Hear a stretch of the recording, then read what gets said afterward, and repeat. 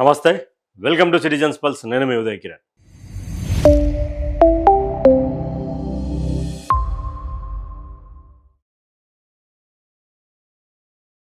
తెలంగాణ రాష్ట్రంలో మరో bomb పేల్చింది Congress party ప్రభుత్వం.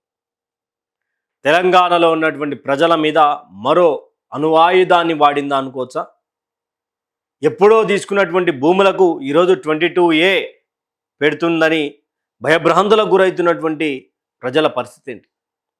అసలు ఇదంతా ఏం జరుగుతుంది అనేది పూర్తిగా మాట్లాడే ముందు మీరందరూ కూడా వీడియోని సబ్స్క్రైబ్ చేయండి, షేర్ చేయండి, లైక్ చేయండి, కామెంట్ అయితే తప్పకుండా చేయండి మీ అభిప్రాయం. అయితే ఇక్కడ భయపెడుతున్నటువంటి 22A అంటే ఏంటి? 22A ఎవరు తీసుకొచ్చారు? 22A అంటే నిషేధితమైనటువంటి ప్రాంతం కింద గుర్తింపబడేటువంటి ల్యాండ్. ఈ యొక్క ల్యాండ్ వచ్చేసి నిషేధిత ప్రాంతానికి సంబంధించినటువంటి రిజిస్ట్రేషన్లు కానీ ఇక ఏది కూడా జరగనటువంటి పరిస్థితి ఉంటుంది. అయితే ఇక్కడ 22A ఒక్కసారి తెలంగాణ రాష్ట్రంలో వెలుగులోకి వచ్చింది. ఎందుకు వచ్చింది అంటే రీసెంట్గా దిల్సుఖ్ నగర్ సంబంధించినటువంటి SBH కాలనీలో 53వ సర్వే నెంబర్ సంబంధించినటువంటి వ్యక్తి తమ ఫ్లాట్లను అమ్మేందుకు ప్రయత్నించగా అక్కడ సబ్ రిజిస్టర్లు ఇది ఒక నిషేధిత ప్రాంతంలో ఉన్నది, దీన్ని అమ్మలేము, దీన్ని రిజిస్ట్రేషన్ చేయలేము అని అడగగా అక్కడ ఉన్నటువంటి సదర్ వ్యక్తి ఏమైంది, ఎందుకు అమ్మలేరు అనేది కూడా క్వశ్చన్ చేశారు. క్వశ్చన్ చేసినటువంటి నేపథ్యంలో ఇక్కడ ఉన్నటువంటి పరిస్థితులను బట్టి ఎందుకు, ఏమిటి, ఎలా అనేది ఒకటి క్లియర్గా మాట్లాడుకునే ప్రయత్నం చేస్తే దీనికి సంబంధించినటువంటి విషయంలో మేము ఎలాంటి ఆన్సర్ ఇవ్వలేము, ఇది కలెక్టర్ల చేతిలో ఉందని చెప్పేసి కూడా సబ్ రిజిస్టర్లు చేతులు ఎత్తేసారు. అసలు ఈ యొక్క 22A కింద ఏమేమి తీసుకొచ్చారో ఒకసారి మాట్లాడుకునే ప్రయత్నం చేద్దాం. దీనికి సంబంధించినటువంటిది ఒకసారి మాట్లాడుకుంటే 22A అనగా నిషేధితమైనటువంటి ప్రాంతాలకు గుర్తించేటువంటి సంబంధించినటువంటిది. అయితే ప్రముఖంగా దిల్సుఖ్ నగర్ ప్రధానమైనటువంటి ఏరియా అనేది, కొండాపూర్, హైటెక్ సిటీ, హైటెక్, మరి ఇక్కడ 4 వచ్చేసి శ్రీనగర్ కాలనీ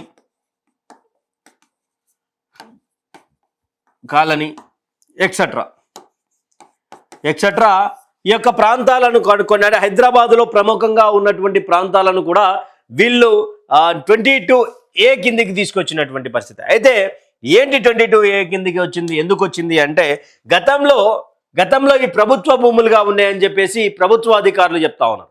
ప్రభుత్వ అధికారులు చెప్పినటువంటి నేపథ్యం ఏంటి అంటే ఎగ్జాంపుల్గా మాట్లాడుకుంటే SBH కాలనీ దిల్సుఖ్ నగర్ ఇదే ఇక్కడే స్టార్ట్ అయింది ఇష్యూ. తర్వాత గణపతి కాంప్లెక్స్ ఇది వచ్చేసి శ్రీనగర్ కాలనీలో స్టార్ట్ అయింది. ఇది ఇక్కడ వచ్చేసి ఇది కూడా 30 ఏళ్ళకు సంబంధించినటువంటి ఉండొచ్చు. తర్వాత ఇది 35 నుంచి 40 ఏళ్ళకు సంబంధించినటువంటి కాంప్లెక్స్ ఇది. సరే 25 30 వేసుకోండి. అయితే ఇక్కడ గణపతి కాంప్లెక్స్కి ఇప్పుడు 22A కింద నిషేధించిందంటే ఇక్కడ ఉన్నటువంటి దాదాపు 30 నుండి 50 ఫ్లాట్లకు సంబంధించినటువంటి ఓనర్ల పరిస్థితి ఏంది? వీళ్ళు రీసేల్ చేయాలి అంటే ఈరోజు కొనుగోలు చేయనటువంటి దాని కిందకి పోతా ఉన్నది. సబ్ రిజిస్టర్లు దీని మీద ఆన్సర్ చేయట్లేదు. 22A ఏంది అంటే నిషేధిత ప్రాంతం అని చెప్తా ఉన్నారు, కానీ ఎందుకు నిషేధిత ప్రాంతం కిందకు వచ్చింది, గతంలో రిజిస్ట్రేషన్ ఎట్లా చేసిరు, ఈరోజు 22A తీసుకొచ్చి ఎవరికి పబ్బం గడిపేందుకు అంటే ఎవరికి అప్పచెప్పేందుకు ఈ యొక్క 22A నిషేధం తీసుకొచ్చినటువంటి పరిస్థితి ఉంది. అంటే మరి గతంలో ఇవి ఒక పోరంబోక్ ల్యాండ్స్ ఉన్నటువంటి పరిస్థితి. పోరంబోక్ ల్యాండ్స్ ఉన్నటువంటి సందర్భంలో ఇక్కడ దీనికి సంబంధించినటువంటి 5 లక్షల టోటల్గా ఒక దోమల్గూడ నుండి మొదలు పెడితే షేర్లింగంపల్లి వరకు ఒక కాన్స్టిట్యున్సీ ఉండే దీనికి నాయకత్వం వహించింది PJR. ఆ రోజులల్లా బడా నేతలు ఎవరున్నారు కాంగ్రెస్ పార్టీకి సంబంధించినటువంటి బడా నేతలు అంటే ముఖేష్ గౌడ్, అంజన్ కుమార్ యాదవ్, PJR ఎక్కువ శాతంగా దీంట్లోనే పెద్ద పెద్ద పార్ట్ ఎవరిది అంటే పీజేఆర్ది. ఆ రోజులల్లో వీళ్ళు ఏం చేసిర్రు అనేది ఒకసారి మాట్లాడుకునే ప్రయత్నం చేస్తే, పీజేఆర్, అంజన్ కుమార్ యాదవ్, ముఖేష్ గౌడ్ కాంగ్రెస్ పార్టీలో క్రియాశీలకంగా బడా నేతలుగా, హైదరాబాద్ నేతలుగా ఉన్నటువంటి సందర్భం అది. ఆ సందర్భంలో ఎస్బీహెచ్ నైతికంగా ఒకరికి అప్పచెప్పిన తర్వాత ఫ్లాట్ల రూపంలో విక్రయించి, ఆ తర్వాత బిల్డింగ్లు కట్టుకుని, తర్వాత రెంటల్స్గా, తర్వాత సేల్ చేసుకున్న లింక్ డాక్యుమెంట్స్ టు సేల్స్ అయిపోయినాయి. ఈ రోజు 22A అంటే కొన్నటువంటి వాళ్ళ పరిస్థితి ఉంది. ఆ రోజు పీజేఆర్ దోమల్గూడ నుంచి మొదలు పెడితే షేర్లింగంపల్లి దాదాపు అతిపెద్ద నియోజకవర్గంగా ఉన్నటువంటి సందర్భం. అక్కడ అతిపెద్ద నియోజకవర్గానికి ఎమ్మెల్యేగా కూడా పీజేఆర్ ఉన్నాడు. ఇప్పుడు దాదాపు 5 నియోజకవర్గాలైనవి.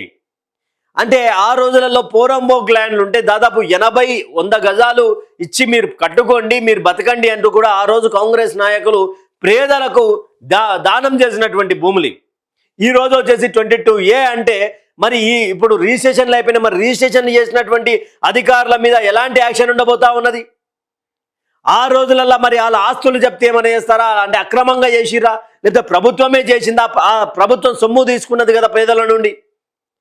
ఈరోజు హైటెక్ సిటీ, నిషేధిత ప్రాంతం, కొండాపూర్, గచ్చిబౌలి, లింగంపల్లి, చందానగర్, జూబ్లీ హిల్స్, ఖైరతాబాద్, శ్రీనగర్ కాలనీ, యూసుఫ్ గూడ, దిల్సుఖ్ నగర్ అంటే మరి ఆ రోజు అధికారంలో ఉన్నది కాంగ్రెస్ పార్టీ కదా. దాదాపు 5,60,000 ఎకరాలకు సంబంధించినటువంటిది ప్రాంతం కదా.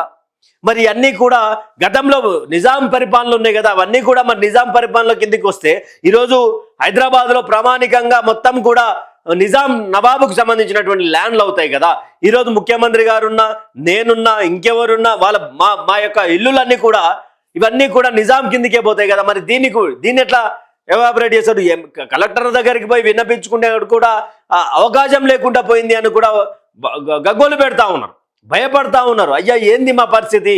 హైడ్రా అని తెచ్చిర్రు, కొంపలన్నీ కూల్చిర్రు, తర్వాత వేరే విధంగా పేదల మీద జులుం ఎందుకు కాంగ్రెస్ పార్టీకి అని చెప్పేసి కూడా మాట్లాడుతూ ఉన్నాం. నిన్న మనం ఇదే కంటెంట్లో ఒకరితో మాట్లాడిస్తే, ప్రభుత్వాన్ని రద్దు చేయండి, మళ్ళీ ఒకసారి అధికారం ఎన్నికలు పెట్టండి, అప్పుడు మేమేందో చూపిస్తాం. ఎందుకని ఇష్టారీతిన కొత్త చట్టాలను తీసుకొచ్చి మమ్మల్ని ఏ విధంగా ఏం చేయాలనుకుంటున్నారు అనే కోణంలో కూడా మాట్లాడుతున్నటువంటి విషయం. అయితే 22A 22A మరి ఎవరెవరికి వర్తిస్తుంది అంటే, రీసెంట్గా కొట్టినటువంటి 40 ఏళ్ళ కింద రిజిస్ట్రేషన్లు కట్టుకొని అమ్మినటువంటి, రిజిస్ట్రేషన్ పేరు మీద అమ్మి కొని ఎంతోమంది ఓనర్లు మారిరు.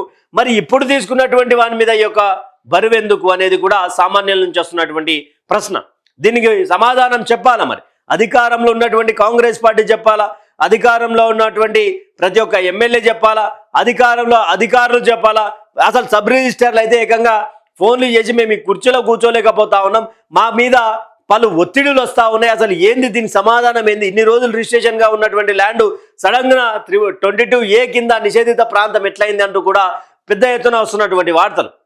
ఆయన డైరెక్ట్ చెప్పినట్టు నేను చేయలేకపోతే అక్కడ మీది ఏందో మీరు నిరూపించుకోండి అని అడిగితే, ఈయన నాకు వేరోడు అమ్మిండు, వానికి ఇంకోటి అమ్మిండు, ఆ యొక్క లింక్ డాక్యుమెంట్లన్నీ కూడా రిజిస్ట్రేషన్ కింద ఉన్నప్పుడు ఇప్పుడు 22A కింద ఎట్లయింది అనేది ప్రశ్న కదా. సామాన్యుల మీద ఉక్కుపాదం మోపడానికి కాంగ్రెస్ పార్టీ ప్రభుత్వం ఉన్నది. 22A ఏ విధంగా ఎక్కడి నుంచి తెచ్చారు? ఇది చంద్రబాబు నాయుడు ఇంట్రడ్యూస్ చేసిండా, రేవంత్ రెడ్డి ఇంట్రడ్యూస్ చేసినా, అంతకంటే ముందు ఎవరైనా ఇంట్రడ్యూస్ చేసిరా? అంటే హైదరాబాద్ మొత్తం 22A కిందే వస్తుంది. మరి అట్లంటే 22A కింద వస్తే ప్రతిదీ కూడా మరి నిషేధిత ప్రాంతం కావాలి కదా. అది ఎవరున్నా సరే, ఎవరి ఇల్లున్నా సరే. ఇక హైడ్రాకు FTLలో ఉన్నటువంటి నాయకుల ఇల్లు కనిపించవు. ఇదే 22A కింద బడా నాయకులకు సంబంధించినటువంటిది కనిపించవు, కానీ సామాన్యులకు సంబంధించినటువంటి ఇల్లే కనిపిస్తాయంటూ కూడా ప్రజల నుంచి వ్యతిరేక పవనాలు వీస్తూ ఉన్నాయి ప్రభుత్వం మీద. మరి చూడాలి, అంటే 22A వెనక్కి తీసుకుంటారా కొన్ని ప్రాంతాల మీద? కొంత సర్వర్ డౌన్ నుండి 22A చూపించింది అంటారు, కొంతమంది లేదు కావాలని చేసిరు అంటారు. రిజిస్ట్రేషన్లు అయిపోయినటువంటి పరిస్థితి, రియల్ ఎస్టేట్ మొత్తం డమాలని రోడ్డు మీదకి వచ్చేసినటువంటి పరిస్థితి. అందరూ కూడా కొంత ప్రభుత్వం మీద వ్యతిరేకంగా ఉన్నారు అనేదానికి నిదర్శనం ఇదే కదా, ఇలాంటి నిర్ణయాలే కదా. ఈరోజు హైకోర్టే రంగనాథ్ని తీసేయాలి హైడ్రా కమిషనర్గా అంటే ఎంత పెద్ద వరకు ఎఫెక్ట్ అయిందో చెప్పాలి కదా, అర్థమవుతా ఉన్నది కదా. ఇక్కడ ప్రతిదీ హైడ్రాకు భయపడి కన్నీళ్లు పెట్టుకొని నిద్రపోయినటువంటి రోజులు ఉన్నాయి సామాన్యులకు. దీని మీద మీ అభిప్రాయాన్ని కామెంట్ సెక్షన్లో కామెంట్ చేయండి. Thank you for watching. Stay tuned with citizens.